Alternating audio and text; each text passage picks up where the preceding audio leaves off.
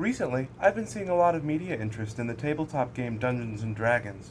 I've seen several people online looking to get started playing because. Yeah, that. Anyway, when it comes to this game, the first step tends to be the hardest, and that is creating a character sheet. But worry not, my friend, for over the course of the next 3 minutes, the two of us will become intimately aware of the process of creating a Dungeons & Dragons 5th edition character sheet. Now, if you're using the standard 5e character sheet, you should be looking at something that looks a little bit like this. Oh, it's not that bad, but now, time to decide the basic information about your character, as listed at the top of the sheet. If you don't have the rulebooks, that's fine. All of the information you need can be found online. My favorite website for that, of course, is linked in the description. First, your character needs a name. Lewis. Done. Next, class. This is the archetype your character fits into. Now, spellcasting tends to be a bit of its own beast that I'll make a separate video for. So for now, we'll be dealing with these. For the sake of example, I'll be going with fighter. Finally, the background. This is sort of similar to an occupation. I'll go with soldier. Next, stats. These describe what your character is good at. To determine them, roll 4 six-sided die, remove the lowest one, and add up the other 3. Do this 5 more times until you have 6 numbers. Then, assign those numbers to your 6 base stats however you like. The higher the number, the better you are at the thing. Since I'm a fighter, I will be going with strength as my highest. In your race, under ability score increase, you should see some instructions to modify these scores. For human, you increase them all by 1.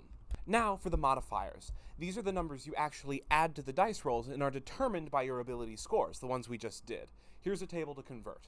Done.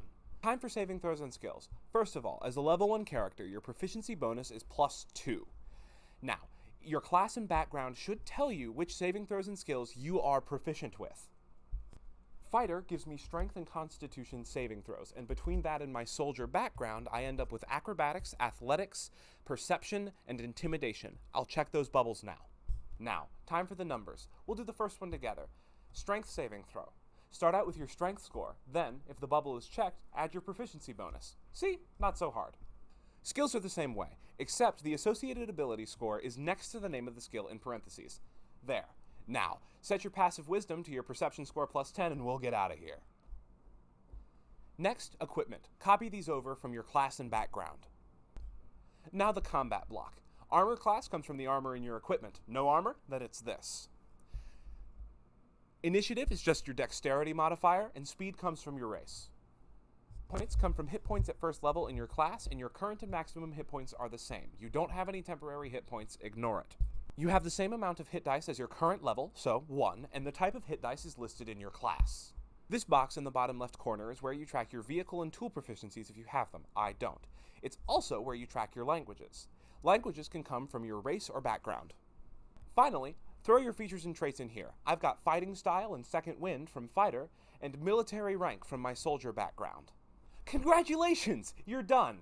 You can use this space to jot down notes about your character as a person, and this space for quick reference during combat. Great job!